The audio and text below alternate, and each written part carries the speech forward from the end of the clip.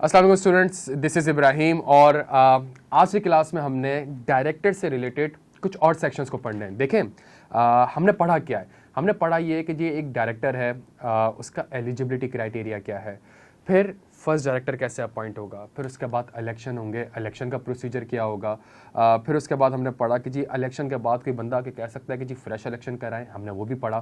फिर हमने कहा यार एक कंपनी है, डायरेक्टर्स की एक फिड्यूशरी रिस्पॉन्सिबिलिटी है कि उन्होंने कंपनी को अच्छा चलाना है, सही है। तो कल को कोई मसला होता है तो क्या इन डायरेक्टर्स को रिमूव किया जा सकता है, हमने उसके ऊपर कुछ सेक्शंस पढ़े कि जी देखना पड़ेगा कि डायरेक्टर है किस किस्म का और उसको किस तरीके से रिमूव किया जा सकता है। आज की क्लास में हमने मजीद कुछ सेक्शंस पढ़ना है। हमने सेक्शंस ये पढ़ने हैं कि यार आप इसको इस तरीके से समझने की कोशिश करिएगा, जो भी डायरेक्टर है, चाहे वो नॉमिनेटेड डायरेक्टर है या इलेक्टेड डायरेक्टर है या अपॉइंटेड डायरेक्टर है, उसकी कॉन्सेंट लेना लाजमी है, सही है। थोड़ा सा कॉन्ट्रैक्ट एक्सेस को लिंक करिएगा, इसकी कॉन्सेंट लेना बहुत ज़्यादा लाजमी है। क्यों? बिकॉज आप एक बंदे को एक शेयर होल्डर्स की कंपनी में बिठा रहे हैं और आप ये उससे एक्सपेक्ट कर रहे हैं कि जी आप कंपनी अच्छी चलाइएगा। कल को खुदा ना खास्ता कुछ होता है, आगे जाके हमने डायरेक्टर्स की लायबिलिटी के भी सेक्शन पढ़ने, कल को वो कहते हैं जी मैंने तो कोई दस्तखत ही नहीं किया था, मैं तो इस कंपनी का डायरेक्टर हूँ नहीं हूँ, मैंने तो मुझे कोई दिखाया मैंने किसी डॉक्यूमेंट को दस्तखत किया हो। तो यहाँ पर लो आपसे कहता है कुछ चीज़ें कि जी आपने कॉन्सेंट ऑब्टेन करनी है। अच्छा, फिर हमने कहा कि जी यार डायरेक्टर्स जो होते हैं उसको तो रिमूव किया जा सकता है, लेकिन एक सबसे इंपॉर्टेंट चीज है, क्या डायरेक्टर रिमूवल के बगैर भी by law, by virtue of law, देखिए रिमूवल क्या है, मेरी कंपनी है, मेरा पैसा है, मैं तुम्हें फारिग कर रहा हूं, एक कानून तो ये है। दूसरी चीज ये है कि आप सेक्शन 153 को समझने की कोशिश करें, वो कहता है कि जी certain person not to be the director of the company, से ये इनएलिजिबल है। तो एक बंदा आज एलिजिबल है और वो डायरेक्टर बन गया और कल को वो किसी वजूहात की वजह से इनएलिजिबल हो जाता है, फिर क्या कर सकते हैं। तो अच्छी तरीके से अगर आपने किसी डायरेक्टर को अपॉइंट किया है इस माइंडसेट से, ये मेरी कंपनी चलाएगा, मेरे बेस्ट इंटरेस्ट में काम करेगा, और कल को वो काम नहीं करता, मीटिंग्स वगैरह ही अटेंड नहीं करता, तो क्या वो अब भी कंपनी का डायरेक्टर रहेगा या नहीं रहेगा। आज की क्लास में हमने ये सारे मिलते जुलते सेक्शंस को पढ़ना है। स्टार्ट करते हैं पहले सेक्शन से, सेक्शन 167, जो कि कहता है consent to act as a director to be filed with the company. No person shall be appointed or nominated as a director or chief executive of a company or represents as holding such office, nor shall any person describe or name any other person as a director or proposed director or chief executive or proposed chief executive of any company unless such person or such other individual has given his consent in writing for to the company for such appointment or nomination। तो ये बड़ा लाजमी है कानून, आपसे कहता है चाहे आप नॉमिनेटेड डायरेक्टर हो, अपॉइंटेड डायरेक्टर हो, इलेक्टेड डायरेक्टर हो, किसी और ने आपको नॉमिनेट करा है, आप एक बॉडी कॉर्पोरेट में काम करते हो, सही है, उस बॉडी कॉर्पोरेट ने किसी कंपनी के शेयर्स इन्वेस्टमेंट की भी है और वो आपसे कहते हैं कि जी आप हमारे बिहाफ पे वहां पे डायरेक्टर बनकर आए, तो इस केस में भी उसकी कॉन्सेंट लेना लाजमी है। ये कॉन्सेंट लेके करना क्या था, consent given to the company under subsection 1 shall be filed with the registrar within 15 days thereof. तो जो डायरेक्टर है उसकी तरफ से कॉन्सेंट आएगी कंपनी को और कंपनी वो कॉन्सेंट लेटर आगे फॉरवर्ड कर देगी किसको, रजिस्ट्रार को, विद इन 15 डेज। तो ये हमारे पास एक कानून है कि ये लिखत पढ़त हो जाए, चीजें हो जाए, जो डायरेक्टर आपकी कंपनी चला रहा है, अरबों रुपए की कंपनी चला रहा है, उसकी तरफ से कॉन्सेंट भी तो रजिस्ट्रार के पास जमा कराए ताकि रजिस्ट्रार इस कानून की इंश्योर कर सके कि हाँ जी जो डायरेक्टर है इसने उन्होंने कॉन्सेंट दे दिया। सबसे इंपॉर्टेंट चीज, तो टाइम फ्रेम हमारे पास क्या होगा, टाइम फ्रेम हमारे पास होगा 1 जनवरी को अगर कॉन्सेंट रिसीव्ड हुई है तो 15 दिन के अंदर आपने उसको जमा करानी है। तो ये फॉर्मूला आपके सामने रख दिया है, 1 जनवरी को आप काउंट करेंगे बिकॉज कानून कहता है विद इन 15 डेज। तो जिस दिन आपको कॉन्सेंट रिसीव हुई है उसके 15 डेज के अंदर आपने रजिस्ट्रार को जमा कराना होगा। ये कुछ हमारे पास companies general provision, practical exposure के लिए companies general provision and forms हैं। तो ये जो कॉन्सेंट होगा ये क्या कोई अपनी अलग अंग्रेजी में लिख रहा होगा, कोई किस तरीके से लिख रहा होगा, तो कानून ने क्या करा है, कंपनीज एक्ट ने क्या करा है, आपको स्टैंडर्ड्स फॉर्म बता दिए ताकि सारी चीजें आराम से इकट्ठी हो सके, आपको अपना इतना दिमाग लगाना ना पड़े, आप आराम से इन चीजों को कर सके। तो यहाँ पे हमारे पास फॉर्म 28 है और अगर आप फॉर्म 28 को देखेंगे, I/V the undersigned have consented to act as the director या chief executive of the above named company pursuant to section 167 of the Companies Act 2017। तो इस तरीके से हमारे पास एक सेक्शन है कॉन्सेंट का। अच्छा, अगले सेक्शन पे आते हैं हम और हमारा अगला सेक्शन है सेक्शन 168। देखें 168 को समझने से पहले थोड़ा सा आप इस तरीके से समझें कि एक डायरेक्टर 1 जनवरी 2023 को या इलेक्ट होता है या नॉमिनेट होता है, ठीक है, और डायरेक्टर्स को जब वो इलेक्ट किया जा रहा होगा या अपॉइंट किया जा रहा होगा, नॉमिनेट किया जा रहा होगा, तो कंपनी या पर्संस देख रहे होंगे कि क्या ये एलिजिबल है, तो वो सेक्शन 153 को सामने रख रहे होंगे। उस पॉइंट ऑफ टाइम पे जब अपॉइंटमेंट होने जा रही थी, जब इलेक्शन होने जा रही थी, उस वक्त वो बंदा एलिजिबल था क्यों? अनडिस्चार्ज इंस्टॉलमेंट नहीं था, सही है, कोर्ट में कोई एप्लीकेशन वगैरह पेंडिंग नहीं थी, किसी फाइनेंशियल इंस्टीट्यूशन को लेट से डिफॉल्ट नहीं किया हुआ था, ब्रोकरेज का ना उसका कोई बिजनेस था, ना उसकी बेगम का बिजनेस था, ये बहुत जो मैटर्स हमने वहां पे पढ़े थे। अच्छा, आगे जाके क्या होता है, जहां उसकी अपॉइंटमेंट हो गई, बाद में जाके पता चलता है कि यार ये अपॉइंटमेंट तो गलत थी, सही है, इस अपॉइंटमेंट में कोई डिफेक्ट था, या आप यूं भी समझे कि बाद में जाके कोई ऐसी चीज हो जाती है जिसमें आप कहते हो यार पर्सन पहले एलिजिबल था, अब इन एलिजिबल नहीं है। तो यहाँ मसला ये आता है कि उस वक्त वो जब डायरेक्टर था और वो बोर्ड ऑफ डायरेक्टर में बैठा था और मीटिंग्स में बैठा था, तो उसने बहुत से डिसीजंस लिए होंगे कि जी ठीक है हम मजीद शेयर्स इशू करते हैं, ठीक है जी हम फला बैंक से लोन लेते हैं, ठीक है जी हम प्लांट मशीन में इन्वेस्ट करते हैं, ठीक है जी हम इस चीज को डिस्पोज ऑफ करते हैं। इसने बहुत से ऐसे डिसीजंस लिए होंगे, क्या वो डिसीजन भी नल एंड वॉइड हो जाएंगे? यहाँ पे आपको सेक्शन 168 थोड़ी सी रहनुमाई करता है, आइए उसको पढ़ लेते हैं। The act of a person acting as a director are valid notwithstanding that it is afterward discovered that there was a defect in his appointment or the or he was disqualified from holding office or he had ceased to hold office। ये आपके पास 2 या 1.5 लाइनें लिखी हुई है, लेकिन इस 1.5 line के अंदर आपके पास 3 सेक्शंस लिंक्ड हो रहे हैं। मैंने आपके नीचे लिंकिंग करके रखी है, ये बड़ा ही ट्रिकी सेक्शन है, इसको समझने की कोशिश करिएगा। बैकग्राउंड क्या था वो मैंने आपको समझा दिया, लेकिन इस सेक्शन को थोड़ा समझने की कोशिश करें। ये आपसे 3 इस 1.5 लाइन के अंदर 3 सेक्शंस लिंक्ड हो रहा है। सबसे पहला वर्ड हम देखें, डिफेक्ट इन हिज अपॉइंटमेंट। तो अपॉइंटमेंट डिफेक्ट कब होगी? सेक्शन 153 रिकॉल करें, जो इनएलिजिबिलिटी वाला सेक्शन पढ़ा था। तो डिफेक्ट इन हिज अपॉइंटमेंट के लिए, डिफेक्ट इन हिज अपॉइंटमेंट के लिए हम एक काम ये कर लेते हैं, डिफेक्ट इन हिज अपॉइंटमेंट के लिए सेक्शन 153 को लिंक कर देते हैं। अच्छा, सेकंड चीज, डिस्क्वालिफाइड फ्रॉम होल्डिंग ऑफिस, ये एक सेक्शन 172 है, थोड़ी देर में इसको इंशाल्लाह डिस्कस कर लेते हैं।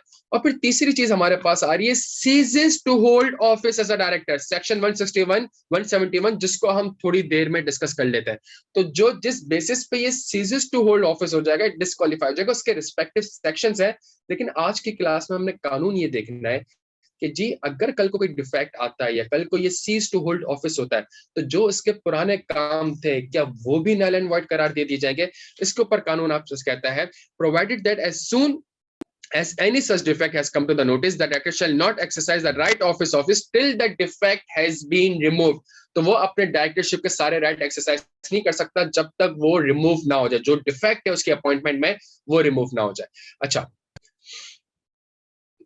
और सबसे अच्छी चीज क्या है, the act of a person acting as a directors are valid notwithstanding that it is afterward discovered. सही है, तो कल को वो किसी भी वजह से, फॉर एग्जांपल डायरेक्टर इलेक्ट हुए इस डेट को और एक डिफेक्ट डिस्कवर्ड हुआ आपको इस डेट को, तो ये जो आप टाइम पीरियड देख रहे हैं, इस टाइम तक उसने जो भी डिसीजन लिए होंगे बोर्ड में बैठ के, वो सारे के सारे एक्ट वैलिड है। सही है, डिफेक्ट डिस्कवर्ड होने के बाद वो कोई भी काम नहीं कर सकता, वो अपना कोई भी ऑप्शन एक्सरसाइज नहीं कर सकता, वो बोर्ड मीटिंग में पार्टिसिपेट नहीं कर सकता, अनलेस जब तक अगर कोई डिफेक्ट है वो रिमूव ना हो जाए। जहां डिफेक्ट रिमूव हो जाएंगे वो वापस अपने सारे राइट्स को एक्सरसाइज कर सकता है और फिर जो डिसीजन लिए जाएंगे वो वैलिड करार दिए जाएंगे।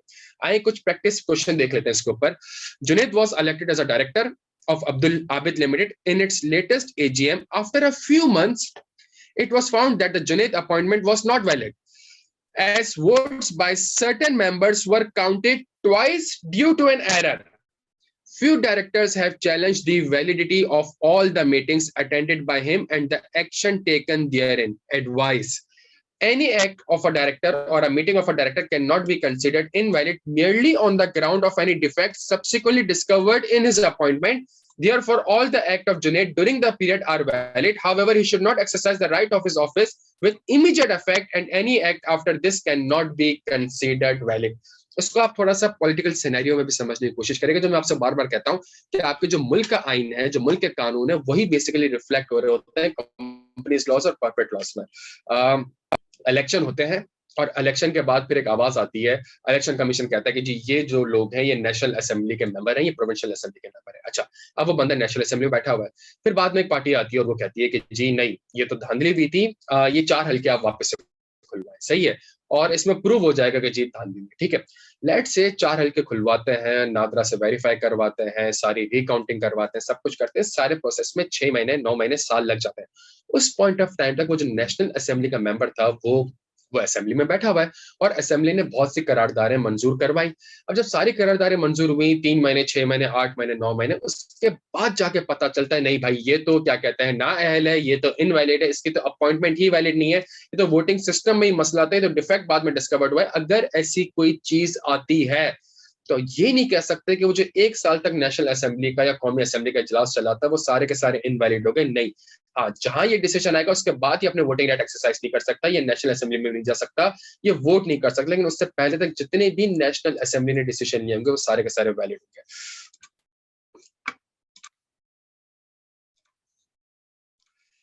सर, ये डायरेक्टर्स इतनी मेहनत कर रहे हैं, इतना कुछ काम कर रहे हैं, इनका रेम्यूनरेशन क्या होगा? थोड़ा सा अगर आप एक कानूनियत देखें और थोड़ा सा आप एक बेसिक एथिकल प्रिंसिपल्स और वैल्यूज को सामने रखें, क्या ये पॉसिबल है कि डायरेक्टर बैठ के खुद अपना रेम्यूनरेशन डिसाइड करे? क्या ये पॉसिबल है? तो यहाँ पे आपको कानून ने थोड़ी सी रहनुमाई करी है और कानून ने आपको एक हिंट भी दे दी है कि यार ये आपका इंटरनल मैटर है, तुम्हारी कंपनी है, तुम्हारे डायरेक्टर्स हैं, तुम देख लो तुमने इस मैटर को कैसे देखना है। कानून ने आपकी थोड़ी सी रहनुमाई इस तरीके से कर दी है कि डायरेक्टर्स का रेम्यूनरेशन डिटरमाइन होगा कैसे। The remuneration of a director for performing extra services including the holding of office of a chairman, याद आ रहा है हम चेयरमैन अपॉइंट करते थे ताकि वो सारे मामला देखे, shall be determined by the board or the company in general meeting as the case may be in accordance with the provision in the company's articles। तो ये आपके अंदरूनी मामला हैं, ये आपके अंदरूनी मामला हैं, आप देख लें कि आपने किस तरीके से उसको देखना है। या तो बोर्ड ऑफ डायरेक्टर डिसाइड करेगा या company in general meeting decide करेगी। इसी तरीके से आपके नेशनल असेंबली के जितने भी मेंबर्स हैं उनकी तनख्वाहें, उनके बेनिफिट्स नेशनल असेंबली या सेनेट डिसाइड करती है।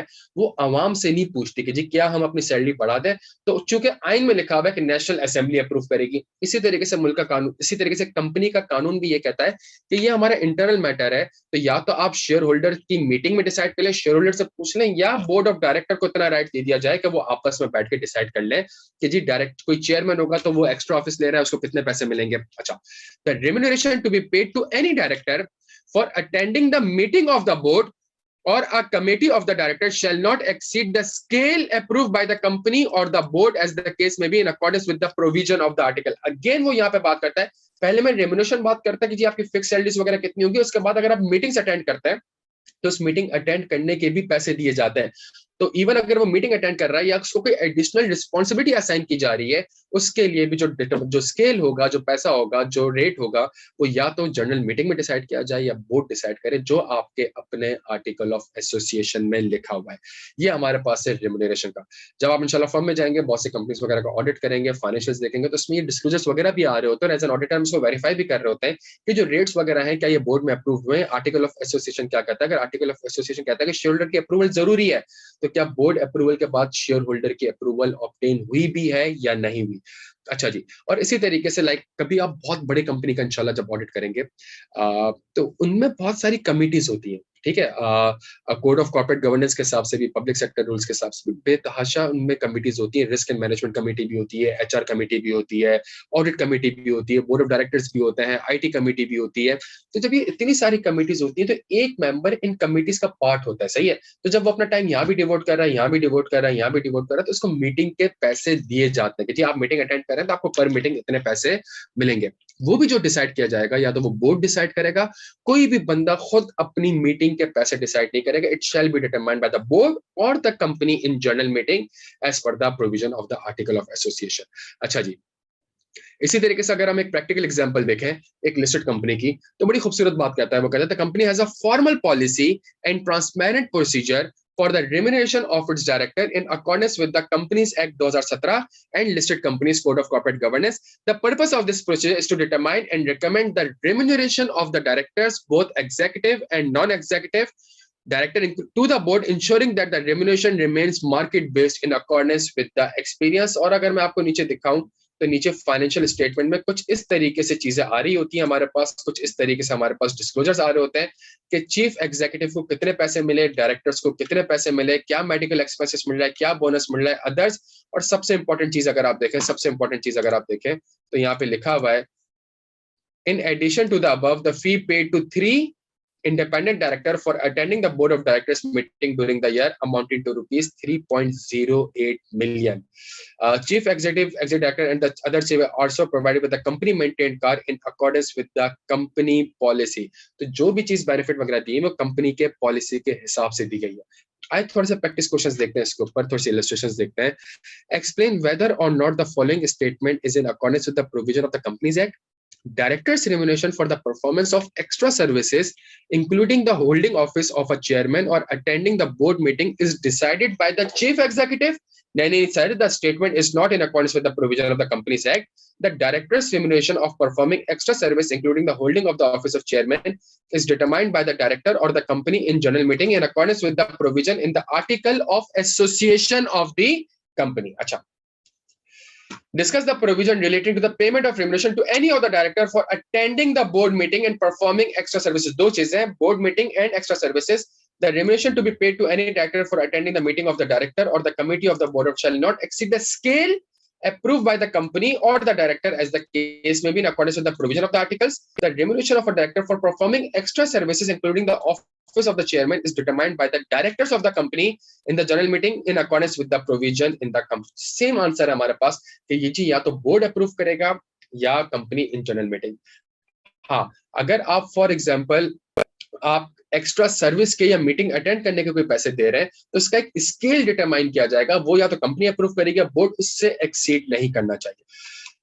लास्ट, इससे प्रीवियस लेक्चर में हमने देखा कि जी क्या डायरेक्टर सिर्फ रिमूव भी हो सकता है, इसके अलावा और कुछ नहीं हो सकता. आए आज की क्लास में हम थोड़ी सी एक और चीज देखते हैं, सेक्शन 171 को, vacation of office by the director. और इसको पढ़ाते हुए मैं वापस, तभी मैंने एक ही क्लास में 3-4 सेक्शंस को लिंक कर रहा हूं ताकि इस सेक्शन पढ़ते हुए हम उसको वापस से जहां से क्लास का आगाज किया था वहीं पे इख्तिताम करें कि ये सेक्शन 171 किस तरीके से लिंक्ड हो रहा है. Vacation of office by the director. A director shall ipso facto means by that very fact, due to this fact, इस वजह से आपकी office, a director shall ipso facto cease to hold office. तो ऐसा recall करिएगा, cease to hold office का नाम आपने भी थोड़ी देर पहले सुना था. If he becomes ineligible to be appointed as a director on any one or more of the grounds enumerated in section 153. तो एक चीज तो हो गई, cease to hold office हमारा लिंक हो रहा है कि पहली कंडीशन वो कहता है कि जी अगर 153 के हिसाब से अगर आप इनएलिजिबल हो गए तो फिर आप क्या कहते हैं, cease to hold office. अब आप ऑफिस कंटिन्यू नहीं कर सकते, आपको रिमूव करने की जरूरत नहीं है, मीटिंग बुलाने की जरूरत नहीं है, आप फारिग हो चुके हैं. सही है. He absent himself from 3 consecutive meeting of the board without seeking leave of absence. यार आपको एक कंपनी में बिठाया है, $1 बिलियन की कंपनी में, सही है कि आप हमारे एसेट का हिफाजत करोगे, आप ख्याल रखोगे, आप बेस्ट इंटरेस्ट में काम करोगे. आप मीटिंग हो रही है, आप मीटिंग में प्रेजेंट ही नहीं हो, और कितने, he absent himself from 3 consecutive meetings of the board without seeking leave of absence. अगर हम यहाँ पे देखें, मिस्टर ए डायरेक्टर है, सही है. केस 1, पहली मीटिंग में मौजूद थे, दूसरी मीटिंग में मौजूद थे, तीसरी मीटिंग में मौजूद थे, चौथी में मौजूद नहीं थे, 5वीं में थे, 6ठी में नहीं थे, 7वीं में थे, 8वीं में थे. अगर मैं देखूं तो 3 मीटिंग में वो मौजूद नहीं है, 3 मीटिंग में मौजूद नहीं है, लेकिन वो ipso facto cease to hold office नहीं है. द रीजन इज, जो लॉ लिखा हुआ है, लॉ कहता है 3 consecutive meeting, not cease to hold office as there is no consecutive absence from the meeting. तो पहली चीज तो ये हो गई. दूसरा केस पढ़ते हैं. 3 मीटिंग में मौजूद था, चौथी में एब्सेंट था, 5वीं में एब्सेंट था, फिर 6ठी में प्रेजेंट हो गया, फिर 7वीं में एब्सेंट हो गया, फिर 8वीं में एब्सेंट हो गया, तो 4 बार एब्सेंट हो चुका है अब तक, लेकिन अभी भी सीजेस टू होल्ड ऑफिस नहीं है, बिकॉज लॉ आपसे कहता है 3 कंसेक्यूटिव मीटिंग. सही है, तो 3 कंसेक्यूटिव मीटिंग हुई. केस 3 देखते हैं. पहले में एब्सेंट, दूसरी में एब्सेंट, पहली में प्रेजेंट, दूसरी में प्रेजेंट, तीसरी, चौथी, 5वीं में एब्सेंट हो गया, 6ठी में भी एब्सेंट हो गया, और 7वीं मीटिंग में उसने लीव ऑफ एब्सेंस ले ली है. अब लॉ पढ़िएगा. He absent himself from 3 consecutive meetings of the board without seeking leave of absence. अब यहाँ पे 3 consecutive मीटिंग में एब्सेंट तो है, लेकिन एक मीटिंग में उसने लीव ऑफ एब्सेंस ऑब्टेन कर ली है. मतलब उसने बोर्ड को ये पहले से कह दिया है कि जी मेरी तबीयत खराब है या ये कमिटमेंट है और मैं गुजारिश करता हूं आपसे कि मैं ये मीटिंग अटेंड नहीं कर सकता. चूंकि इसने लीव ऑफ एब्सेंस ऑब्टेन कर ली है, बोर्ड की नॉलेज में लेके चला गया है, तो इसको भी आप काउंट नहीं करेंगे. ये अभी भी 3 कंसेक्यूटिव मीटिंग तो है, लेकिन इसमें से एक लीव ऑफ एब्सेंस. तो बगैर बताए अगर वो 3 मीटिंग तक गायब है कानून आपसे कहता है इसको रिमूव करने की जरूरत नहीं है। मैं आपसे कह रहा हूं कि जी ceases to hold office ipso facto due to this fact that he was absent for a 3 consecutive meeting without informing to the board of director। ये बंदा जो है ipso facto ceases to hold office। Case 4 अगर हम देखें, छठी में भी मौजूद नहीं है, सातवीं में मौजूद नहीं है, आठवीं में मौजूद नहीं है, ceases to hold office हो गया। अच्छा, सी एक और सिनेरियो आपसे कहता है, he or any firm of which he is a partner or any private company of which he is a director without the sanction approval of the company in the general meeting, that is approval of the member, accepts or hold any office of profit under the company other than that of chief executive, legal or technical advisor। ये बड़ा tricky है। तो पहला section 153, दूसरा scenario 3 consecutive meeting without seeking the leave of absence, और तीसरा हमारे पास बड़ा अहम सेक्शन, वो ये कहता है यार आपको डायरेक्टर बनाया है कंपनी का, सही है, आप डायरेक्टर बन के बोलो भाई मैं तो आज से जीएम फाइनेंस भी हूँ, ठीक है, मैं आज से सीएफओ भी हूँ, और मैं आज से क्या कहते हैं फाइनेंशियल कंट्रोलर भी हूँ, और मैं ये वाले काम भी करूंगा, और मुझे इसके अगेंस्ट में ये सैलरीज मिलनी चाहिए। सही है, आपने क्योंकि आपने कहा भाई सीएफओ की सैलरी तो फिक्स है, आपका एक स्केल है, तो आप मुझे वो सैलरी दे दे। नहीं, अगर आपको डायरेक्टर बनाया गया है तो आप कोई और ऑफिस ऑफ प्रॉफिट मेंबर्स की अप्रूवल के बगैर ऑब्टेन नहीं कर सकते। आपको तो असासिक के हिफाजत के लिए बिठाया था, उसको ग्रो करने के लिए बिठाया था, आप खुद जाके 3-4 कुर्सियों में बैठ गए, आपने कहा ठीक है सीएफओ वाला काम भी मैं करूंगा, जीएम, भाई सीएफओ जीएम फाइनेंस वाला काम करवाना ही था तो फिर आप वो करते ना, फिर आप डायरेक्टर ना बनते। डायरेक्टर बनने का तो पर्पस ही ये था कि आप इनके काम को ओवरसाइट करें, आप पूरे मैनेजमेंट प्रोसेस को ओवरसाइट करें। तो अगर आप कोई भी ऑफिस ऑफ प्रॉफिट लेते अदर देन लीगल, टेक्निकल और चीफ एग्जीक्यूटिव, नॉर्मली हम चीफ एग्जीक्यूटिव सेक्शन में पढ़ेंगे, चीफ एग्जीक्यूटिव नॉर्मली डायरेक्टर्स में से ही होता है, तो यहाँ उसके पास एक ऑफिस ऑफ प्रॉफिट होती है, ये अलाउड है, बिकॉज जब मीटिंग में इलेक्शन हो रही होती है उसके बाद डायरेक्टर्स डिसाइड करते हैं कि किसको हमने चीफ एग्जीक्यूटिव बनाना है, ये चीज अलाउ है। या अगर वो कोई लीगल या टेक्निकल एडवाइस दे रहा है, ये ऑफिस ऑफ प्रॉफिट भी अलाउड है। किसी बोर्ड में अगर शब्बर साहब बैठे, शब्बर जदी साहब बैठे हुए, और एक टैक्स का मसला आता है, कुछ आता है, वो कहते हैं ठीक है जी यार मैं टैक्स के मैटर पे आपको ये कंसल्टेंट प्रोवाइड करता हूँ, या फिर ये एडवाइस देता हूँ, या फिर टेक्निकल एडवाइस देता हूँ, अगर वो ये काम कर रहे हैं ये अलाउड है, तभी तो बोर्ड ऑफ डायरेक्टर में ऐसे बंदों को बिठाए जाते हैं ताकि ये सारे मैटर्स रिजॉल्व हो जाए।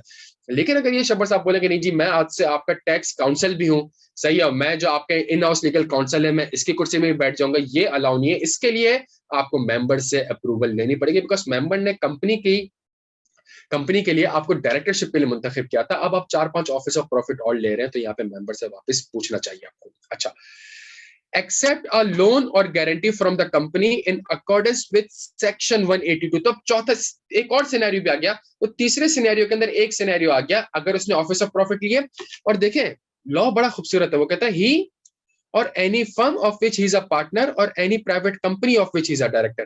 इसको समझने की कोशिश करेगा, डायरेक्टर खुद ऑफिस ऑफ प्रॉफिट ले ले इटसेल्फ, या डायरेक्टर किसी फर्म में पार्टनर है और वो फर्म यहाँ पे अगर कोई ऑफिस ऑफ प्रॉफिट ऑब्टेन कर रही है, या डायरेक्टर किसी प्राइवेट कंपनी का डायरेक्टर है, किसी प्राइवेट कंपनी का डायरेक्टर है, उस वो कोई ऑफिस ऑफ प्रॉफिट ले रही है उस कंपनी में जिसमें ये बंदा डायरेक्टर बैठा हुआ है, तो लॉ आपसे कहता है नहीं, कंपनी की अप्रूवल से बगैर नहीं हो सकता। हमने आपको डायरेक्टर मुंतखब किया, आपको राइट्स दिए, आपको पावर दी, आपको ड्यूटीज दी, आप तो अपना ही बिजनेस करने बैठ गए यार, सही है, मेरी कंपनी का जो था आप तो अपनी दुकान चमकाने बैठ गए, आप वहां पे पार्टनर थे, आपने कहा चलो सही है जी ये वाले असाइनमेंट इसको प्रोवाइड कर दो, ये चीजें इसको प्रोवाइड कर दो, इनको ये चीज आउटसोर्स कर दो, इनको फला चीज आउटसोर्स कर दो। तो अगर आप ये सारे काम करने बैठ गए तो ये काम तो आपके नहीं थे, तो आप अगर अपनी दुकान चमका रहे हैं तो फिर आप मेरे इंटरेस्ट में काम कैसे करेंगे, वो याद रखिएगा, फिड्यूशियरी रिलेशनशिप। अच्छा जी, nothing contained in subsection 1 shall be except a loan or guarantee from the company in the contravention of section 182। section 182 को हम थोड़ी देर में देख लेते हैं इंशाल्लाह। nothing contained in subsection 1 shall be deemed to preclude a company from providing its article that the office of director shall be vacated on any ground additional to those specified in that subsection। तो अगर मेरी company और मैं अगर मजीद grounds भी इसमें impose करना चाहूं, मैं मजीद डिस्क्वालिफिकेशन के क्राइटेरिया भी इंपोज करना चाहूं, मैं कर सकता हूं। For example IQ school of finance एक कंपनी है, ठीक है, तो मेरे पास ये जो कंडीशंस होंगी ये तो इंपोज होंगी। अगर फॉर एग्जांपल कोई डायरेक्टर है हमारे इंस्टीट्यूट में और वो 3 कंसेक्यूटिव मीटिंग तक नहीं आता, लॉ के तहत वो ipso facto ceases to hold office हो जाता है, या बोर्ड के अप्रूवल के बगैर वो कोई और ऑफिस ऑफ प्रॉफिट लेता है, कंपनी के अप्रूवल के बगैर अगर कोई और ऑफिस ऑफ प्रॉफिट लेता है, वो कहता है जी मैं ये भी पढ़ाऊंगा, मैं ये भी पढ़ाऊंगा, मैं ये भी पढ़ाऊंगा, मैं ये भी करूंगा, मैं ये भी करूंगा, तो वो कहता है कि यार आपको तो बिठाया इसलिए था कि आप चलाओ चीजें ताकि हम लोग बैठ के पढ़ा सके, अगर आप नहीं बैठ के पढ़ाना है तो फिर ये तो नहीं हो सकेगा। तीसरी चीज लोन्स वाली बात वो आगे जाके देख लेते हैं। और अगर उसके अलावा भी मैं चाहूँ, मैं कोई और कंडीशन भी इंपोज करना चाहूँ, मैं कर सकता हूँ। लेट्स से मैं एक कंडीशन इंपोज कर सकता हूँ ये ठीक है, आप क्या कहते हैं डायरेक्टर हैं, लेकिन आप किसी और कंपनी में लेट से डायरेक्टर नहीं बनेंगे, मेरे कॉम्पिटिटर कंपनी के डायरेक्टर नहीं बनेंगे।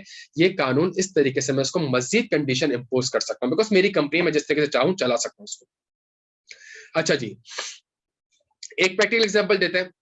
Practical example in relation to Abbott Pakistan notice of meeting extract to authorize the executive director who are whole-time director of the company to hold their respective office of profit as the executive of the company as required by section this of the Companies Act. The members in the general meeting are required to authorize the holding office of a profit by the executive director. For this purpose, it is proposed that the following resolution to be considered. Resolved that the executive director, including the alternate director of the company, be and hereby authorized to hold their office of profit as executive of the company under their respective contract of service, and that they be allowed benefit arising under their respective contract of service. ये होता क्या है practically बहुत बड़ा मसला। बहुत से multinationals वगैरह को अगर आप देखेंगे तो इनके कुछ फॉरेन डायरेक्टर्स होते हैं, और कंपनी का जो सीएफओ होता है या जो कंपनी का जीएम फाइनेंस होता है, तो डायरेक्टर की कुर्सी एक पूरी करनी होती है, मिनिमम नंबर ऑफ डायरेक्टर्स पूरे करने होते हैं। तो वो क्या करते हैं, वो एग्जिस्टिंग मेंबर को जो जो एम्प्लॉयमेंट पे होता है उसको कंपनी का डायरेक्टर बना देते हैं। सही है। अब जब वो कंपनी का डायरेक्टर बन गया तो उसके पास डायरेक्टर भी है और वो एक ऑफिस ऑफ प्रॉफिट भी होल्ड कर रहा है। तो इसके लिए क्या करना पड़ेगा, इसके लिए उसको जाके मेंबर्स की अप्रूवल लाजमी ऑब्टेन करनी पड़ेगी। तो ये एक प्रैक्टिकल एग्जांपल भी हमने देख ली। कलीम इज एक प्रैक्टिस क्वेश्चन देख लेते हैं। Kaleem is a director of Behal limited on 1 October 2017। Kaleem went abroad on a personal trip and returned back on 15th February. He was unable to attend the 5 board meetings which were held during this period. Advice Kaleem. सही है। Kaleem shall ipso facto cease to hold office if he was absent for at least 3 consecutive board meeting unless he has obtained the leave। और ये बड़ा important, अगर paper में सवाल आता है तो आपने ये एजम्पशन लेनी होगी कि जी क्या लीव ऑफ एब्सेंस ली है या लीव ऑफ एब्सेंस नहीं ली। अगर लीव ऑफ एब्सेंस ऑब्टेन कर ली है उसने तो फिर ये रिमूव नहीं हो सकता। अगर लीव ऑफ एब्सेंस उसने ऑब्टेन नहीं करी तो ipso facto ceases to hold office. As question is silent regarding the leave of absence, therefore we shall include both prospectus in our answer. आए एक आखिरी छोटे से सेक्शन में चलते हैं, और इसका बैकग्राउंड ये बच्चों कि देखें, आप एक डायरेक्टर को मुंतखब करते हैं, ठीक है। अब वो डायरेक्टर बैठ के अपनी ऑफिस किसी और को असाइन करते हैं। वो कहते हैं जी ठीक है, अगले 3 साल तक मैं डायरेक्टर हूँ, मैं बैठ के क्या कहते हैं मीटिंग वगैरह अटेंड नहीं कर रहा, मेरे पास टाइम नहीं है, मैं पिछले 4-5 कंपनीज और में डायरेक्टर हूँ, मैं एक काम करता हूँ यार, क्या कहते हैं मेरा ये बेटा है या मेरा ये भांजा या मेरा भतीजा या मेरा ऑफिस में बंदा है, मैं इसको भेज देता हूँ, ये मेरे बिहाफ पे मीटिंग्स वगैरह अटेंड कर लेगा, ये मेरे बिहाफ पे डिसीजंस वगैरह ले लेगा। आप ऑफिस अपनी असाइन कर रहे हैं, शेयर होल्डर ने आपका नाम देख के, आपकी शक्ल देख के, आपका एक्सपीरियंस देख के आपको अपनी कंपनी में बिठाया था। ये आपकी कंपनी नहीं थी, ये एक शेयर होल्डर्स की कंपनी थी, उसमें आपको बिठाया था, और आप बैठ के क्या कर रहे हैं, आप ये ऑफिस असाइन कर रहे हैं। लॉ स्टार्ट ही इस तरीके से होता है, prohibition on the assignment of office by the director. A director of any company, it could be listed, unlisted, private, shall not assign his office to any other person, and such appointment shall be void ab initio, invalid from the beginning, notwithstanding anything contained in subsection 1. अब उसकी exception क्या है सुनिएगा, मैं अभी exception का word use कर रहा हूँ जो कि गलत है। The appointment by a director with the approval of the board of an alternate or substitute director to act for him during his absence from Pakistan of not less than 90 days shall not be deemed to be an assignment of office. तो इसका मतलब क्या है, ये exception नहीं है। Assignment of office prohibited है, लेकिन अगर आप 90 दिन से ज्यादा पाकिस्तान में अगर आप मौजूद नहीं है, किस रीजन की वजह से, it could be any reason जिसकी वजह से आप पाकिस्तान में 90 दिन से ज्यादा तक मौजूद नहीं है, और आप एक और ऑल्टरनेट या सब्स्टिट्यूट डायरेक्टर को अपने बिहाफ पे मीटिंग अटेंड करवा रहे हैं with the approval of the board, तो आपने ऑफिस असाइन नहीं करी है। जहां 95 दिन, 100 दिन, 150 दिन बाद आप आएंगे तो फिर आप आके अपनी मीटिंग्स कंटिन्यू करिएगा। ये बंदा इमीडिएटली रिमूव हो जाएगा, immediately cease to hold office हो जाएगा, और जिसकी जगह पे ये बंदा आया था वो अब कंटिन्यू करेगा। the alternate director appointed under subsection 2 shall ipso facto vacate the office if and when the director appointing him return to Pakistan. सही है? अच्छा, assignment of office is not valid. Appointment of alternate or substitute director is valid. सही है ना? Appointment of alternate substitute director is not the assignment of office. ये ना समझेगा, ये assignment of office नहीं है. कब allowed है? बोर्ड अप्रूव कर दे, पाकिस्तान से एब्सेंट हूं, absence of not less than 90 days, must be eligible to act as a director. वो जिस बंदे को आप कर रहे हैं वो बंदा डायरेक्टर के लिए एलिजिबल भी होना चाहिए. अच्छा जी, यहाँ पे एक छोटे कुछ सवाल देख लेते हैं. Explain whether or not the following statement is in accordance with the provision of the Companies Act. A director of a listed company cannot assign his office to another person under any circumstances. The statement is in accordance with the provision of the Companies Act. Any such appointment shall be void. ये ना लिख के आ जाएगा कि yes there is an exception कि वो 90 days में. Again आपसे कह रहा हूं ये असाइनमेंट ऑफ ऑफिस नहीं है. असाइनमेंट ऑफ ऑफिस का मतलब समझने की कोशिश करें. मैं डायरेक्टर बन गया, मैंने कहा भाई मैं डायरेक्टर हूं, आज से ये डायरेक्टर है, अब ये कंपनी में बैठेगा, मैं नहीं बैठ रहा. ये असाइनमेंट ऑफ ऑफिस है, ये अलाउ नहीं है. हाँ, 70 दिन 90 दिन से ज्यादा अगर पाकिस्तान में मौजूद नहीं हूं और इस बेसिस पे अगर कोई किसी और को मैं असाइन नहीं कर रहा हूं, एक ऑल्टरनेट और सब्स्टिट्यूट डायरेक्टर मेरे बिहाफ पे, असाइनमेंट नहीं हुई है, मेरे बिहाफ पे डिसीजन लेगा, मैं उसको एक्नॉलेज करूंगा, मैं उसको ऑन करूंगा, और जैसे ही पाकिस्तान से मैं वापस आऊंगा ये बंदा फौरन हट जाएगा. ये असाइनमेंट ऑफ ऑफिस नहीं है. तो नॉर्मली बच्चे सवाल में क्या करते थे, सवाल में लिख के आ जाते हैं कि yes there is one exception, there is no exception.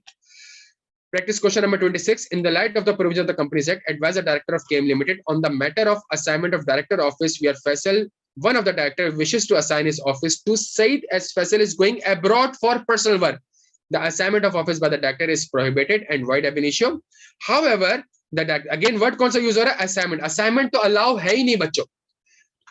However, the directors have an option to appoint alternate or substitute director with the approval of the board. If Faisal is going abroad for a period of not less than 90 days, however, Said shall vacate the office when the Faisal returns to Pakistan.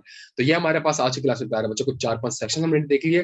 Directors के section इंशाल्लाह जैसे ही खत्म होंगे तो अभी तो हम illustrations, interpretations और कानून पूरा पढ़ रहे हैं और एग्जांपल्स और प्रैक्टिस क्वेश्चंस देख रहे हैं.